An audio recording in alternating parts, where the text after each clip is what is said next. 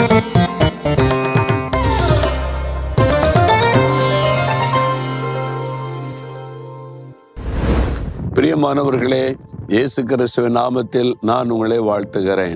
என்ன ஒரு வீட்டுக்கு முன்னால் நிற்கிறீங்க அப்படின்னு பார்க்குறீங்களா? மோகன்லாஸ் அமெரிக்காவில் வீடு வாங்கிட்டாரான்னு பார்க்குறீங்களா? இல்லை, இது இங்குள்ள கர்த்தருடைய பிள்ளைகளுடைய வீடு. இங்கே தான் நாங்கள் தங்கி இருக்கிறோம். ஒரு நாள் தான் தங்குவோம், அடுத்த நாள் அடுத்த பட்டணத்துக்கு போயிடுவோம்.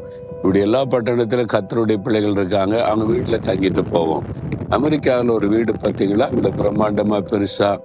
ஆனால் வீடு பெருசாக இருக்கிறது முக்கியம் இல்லை, வீட்டுக்குள்ள ஆண்டவர் இருக்கணும், ஆண்டவருடைய பிரசன்னம் இருக்கணும்.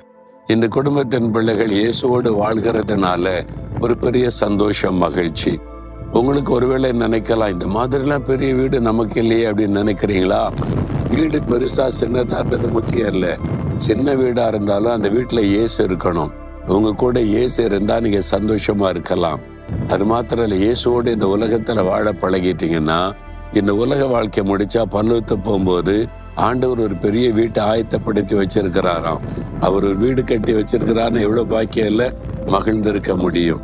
சரி, இன்றைக்கு ஆண்டவர் எனக்கு என்ன சொல்றாரு அப்படின்னு பாத்தீங்கன்னா, லேவியராகமம் 20:26 நீங்கள் என்னுடையவர்களாய் இருக்கும்படி உங்களை மற்ற ஜனங்களை விட்டு பிரித்து எடுத்தேன். ஆண்டவர் சொல்றார், என் மகனே, என் மகளே, நீ எனக்கு சொந்தமாய் இருக்கும்படி, என்னுடைய மகள், என்னுடைய மகனாய் இருக்கும்படி மற்ற ஜனத்தை விட்டு நான் உங்களை பிரித்து எடுத்திருக்கிறேன் அப்படின்னு ஆண்டவர் சொல்றார். நம்ம இந்த உலகத்தின் மக்களை விட்டு பிரித்து எடுத்து, நீ என் கூட சேர்ந்து வாழணும், நீ உலகத்தின் மக்களை போல இருக்கக்கூடாது அப்படின்னு அவருடைய மகனாக மகளாக மாற்றி இருக்கிறார். எவ்வளவு பெரிய பாக்கியம் இல்லை?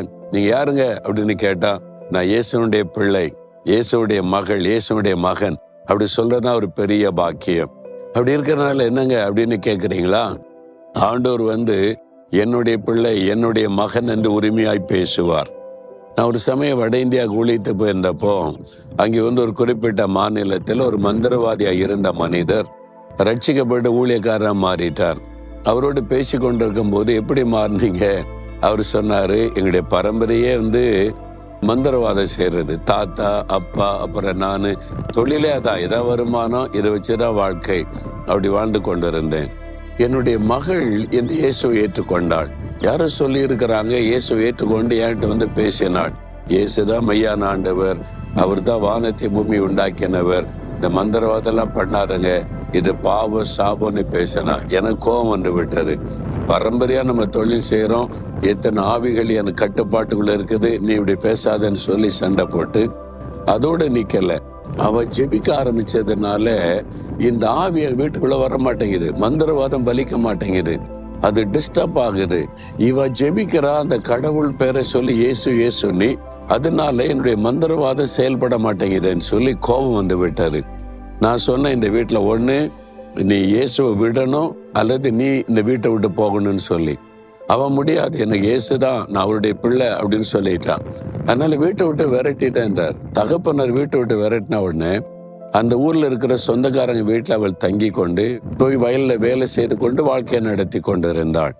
ஒரு நாள் இவர் பார்த்தாரு, வைராக்கியம், நம்ம மகள் இப்படி போயிட்டாள், அவளை திரும்ப கொண்டு வரணும், விடக்கூடாது, இந்த இயேசுவை விட்டுட்டா வரணும்னு சொல்லி மந்திரவாதம் பண்ணி அவளை கொண்டு வரலான்னு சொல்லி ஒரு பலியெல்லாம் செலுத்தி மந்திரவாதம் பண்ண ஆரம்பிச்சார். நல்லா அவர் போட்டு மந்திரவாதம் செஞ்சுக்கிட்டே இருக்கார். மகள் அந்த ஆவி தாக்கி அவளை திரும்ப கொண்டு வரணும்னு மகளுக்கு ஒரு விதமா மந்திரவாதம் செய்யறார். அப்படி செய்து கொண்டே இருக்கும் போது திடீரென்று பிரகாசமான வெளிச்சம், அதுல ஒருவர் நிக்கிறாரு. இவர் சொல்றாரு, எத்தனையோ ஆவிகளை நான் பார்த்திருக்கிறேன், மந்திரவாதம் போட்ட ஆவிகள் தான் வரும், இதுல ஒரு நபர் பிரகாசமா நிக்கிறாருன்னு சொல்லி பயந்து நடுங்கி பார்த்தேன்னா, நீங்க யாருன்னு கேட்டேன். அவர் சொன்னார், நான் இயேசு, உன்னுடைய மகள் ஆராதிக்கிற இயேசு, அவள் என்னுடைய மகள், அவளுக்கு விரோதமாய் மந்திரவாதம் செய்ய துணிஞ்சிட்டேன் நீ, அதனால நான் உனக்கு விரோதமாய் என் கரத்தை நீட்டுவேன், என் பிள்ளைக்கு விரோதமாய் மந்திரவாதம் பண்ணின அவ்வளவுதான் சொல்லி ஒரு எச்சரிப்பு கொடுத்தார் பாருங்க. பயந்து நடுங்கிட்டாராம். இப்படி ஒரு கடவுள் இருக்கிறாரா, பிசாசுகளும் கூட நடுங்கு பண்ணுகிற ஒரு கடவுள் சொல்லி அதோடு அறிந்து கொண்டாராம், இவர் தான் மெய்யான ஆண்டவர், வல்லமை உள்ளவனை அறிந்து என் மகளை அழைச்சிட்டு இப்ப நாங்க குடும்பமா இயேசு ஏற்றுக்கொண்டோன்னே. பார்த்தீங்களா, அவர் பிரித்து எடுத்து நீ ஏன் பிள்ளைன்னு சொல்லிட்டா உலகத்தின் மந்திரவாதம் கூட தொட முடியாது, பிசாசின் கிரியைகள் தொட முடியாது. ஆண்டவர் வந்து நிற்பாரு, என் பிள்ளைய தொடாத, என் மகளை தொடாதன்னு சொல்லி. அதுதான் ஒரு பெரிய பாக்கியம். நீங்க இயேசுவோடு இருந்தீங்கன்னா உலகத்தை விட்டு பிரித்தெடுக்கப்பட்டு இயேசுக்கு சொந்தமானவர்கள். அப்படி இதயத்துல கைவங்க, இயேசுவே நான் உம்முடைய பிள்ளை, நீங்க எனக்கு சொந்தம், நான் உங்க சொந்தம். எவ்வளவு பெரிய பாக்கியம். இந்த உலகத்துல எந்த பிசாசின் கிரியைகளும் பொருளாத மனிதனுடைய காரியங்களை என்னை சேதப்படுத்த முடியாது. என் கூட இருக்கிற அன்பிற்காய் ஸ்தோத்திரம், ஸ்தோத்திரம். இயேசுவின் நாமத்தில் ஜெபிக்கிறேன். ஆமேன், ஆமேன்.